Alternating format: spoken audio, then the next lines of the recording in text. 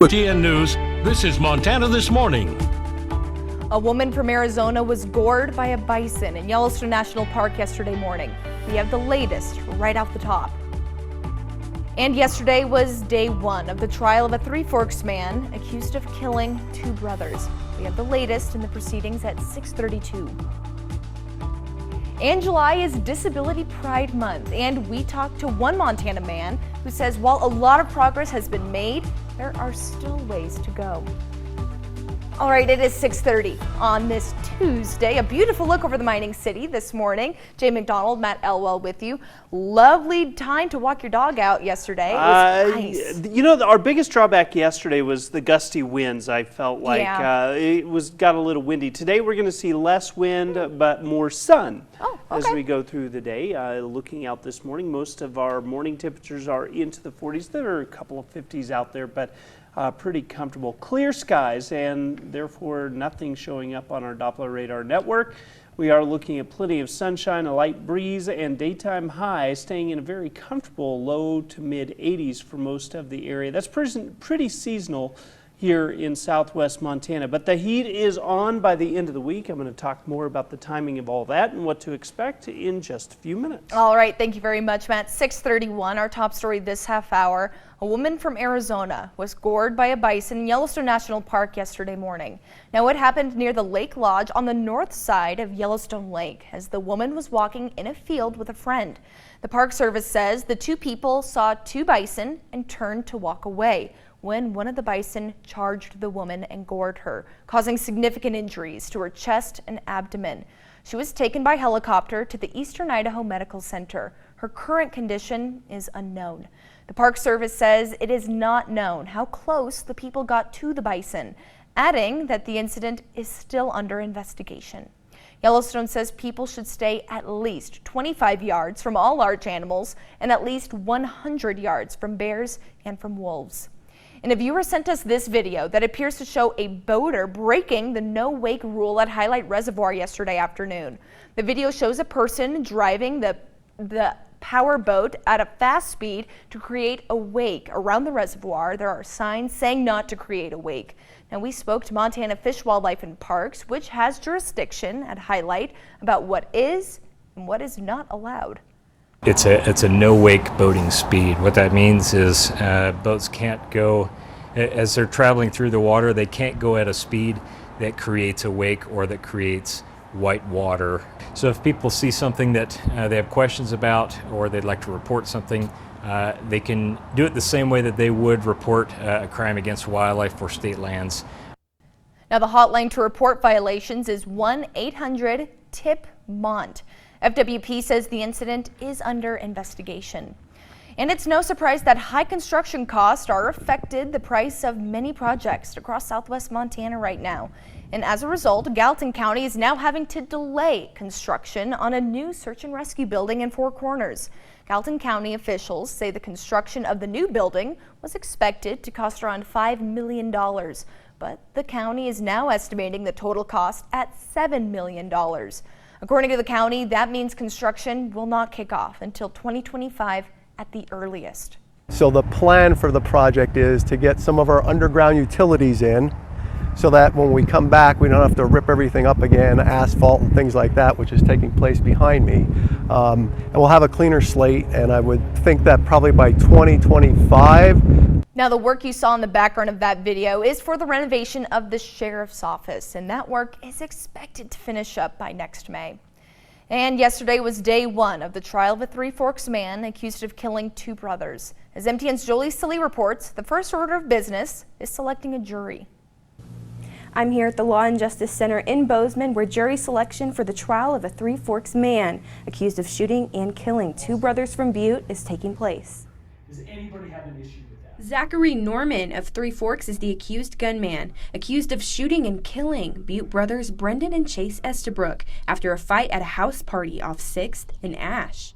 The incident happened on January 15th of last year, and according to court documents, officers found wet clothing at Norman's house. That clothing matched the description of what Norman was wearing at the time of the shooting, and officers also found a gun inside a waistband holster next to a water heater closet as they searched the home.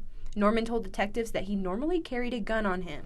He is being charged with 2 counts of felony, deliberate homicide, and 2 counts of tampering with evidence. He pleaded not guilty to all counts last year. The jury trial begins today and is scheduled to last for 2 weeks. Opening statements begin July 18th at 8:30. In Bozeman, Jolie Salee, MTN News.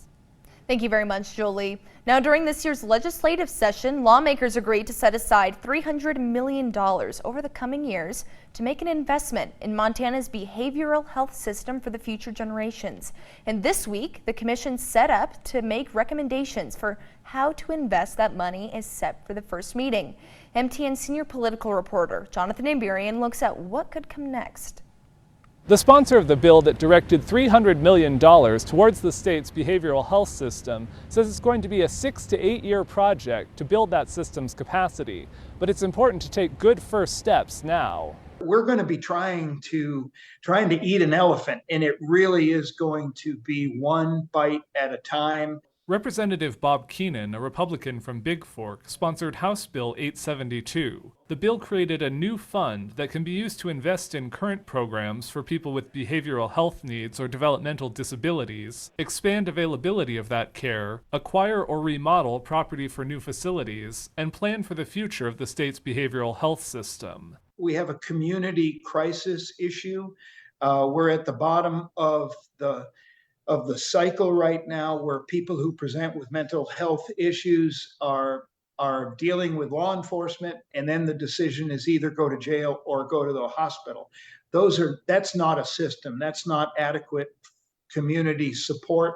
HB 872 established a commission that will make recommendations on how to use that money. The members were officially announced on Monday. Keenan will be one of 6 lawmakers on the commission, 4 Republicans and 2 Democrats. And Governor Greg Gianforte appointed 3 other members. The commission is scheduled to hold its first meeting on Thursday. The bill allocated $300 million, including $225 million in the main fund. But only $70 million of that has been appropriated to be spent in the first 2 years. As the commission begins its work, Keenan says they'll be looking to public comment to help them identify the places they need to be looking. We need to know the gaps, and primarily I think where we need to start is start thinking about the family level. Start right in that basic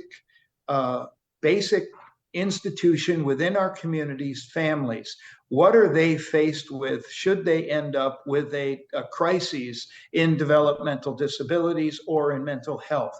Who do they call? What do they do? Where do they look for help?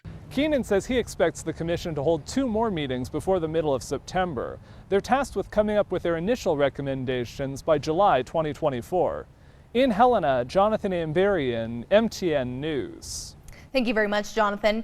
Now, over in the mining city, some self-motivated kids wrapped up their Upward Bound Summer Academy program yesterday at East Middle School in Butte. The 6-week program allows up to 40 students from Anaconda, Butte, and Helena to stay in the tech dorms and get hands-on research assistance from college professors. Organizers say the program gives students that wouldn't otherwise have access to college the opportunity to be inspired to pursue higher education. And that's really the goal of the whole program, is just to make sure that our students feel comfortable, that they know that they can do bigger, better things with their futures, and just that education is a really powerful tool and doorway. I think this program actually was able to pull me out of like the idea that I wasn't going to be able to make it into college, and so I think due to it I will probably end up going to college more. And like I have more of an idea of what I want to do due to this program. And it helped me pick my dream college and where I'm going. Taylor Eveland joined 3 other students from Butte in a research project about the use of DNA in gray whales. While the high school junior hopes to study culinary arts in Missoula next year, she says the experience in Upward Bound was instrumental in helping her plan for her future in higher education. And July is Disability Pride Month, marking the 33rd anniversary of the Americans with Disabilities Act, a landmark civil rights law that protects those with disabilities from discrimination in a number of areas. While a lot of progress has been made since the ADA was signed, MTN's Russ Riesinger talked to one Montana man who says there is still a long ways to go.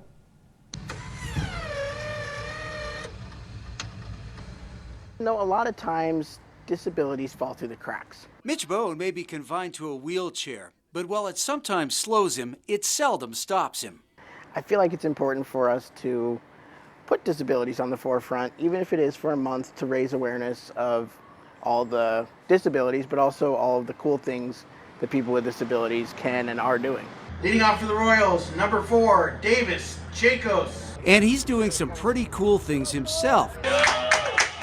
He's an avid sports fan who handles public announcing duties for the Billings Royals, has his own sports podcast, and interns at a local radio station. Not every disabled person that's physically disabled has a mental disability. I think it's a stigma that we have. While the ADA has played a crucial role in improving the lives of those with disabilities, there are still challenges. So there are places that have public access that still are not really handicap accessible. So the doorways are a little tight for a wheelchair. They have like a ramp up, but it's such a steep ramp up that I can't get up it. I would need help to get up it. Some very fundamental issues are at play in terms of the work that we still have to do.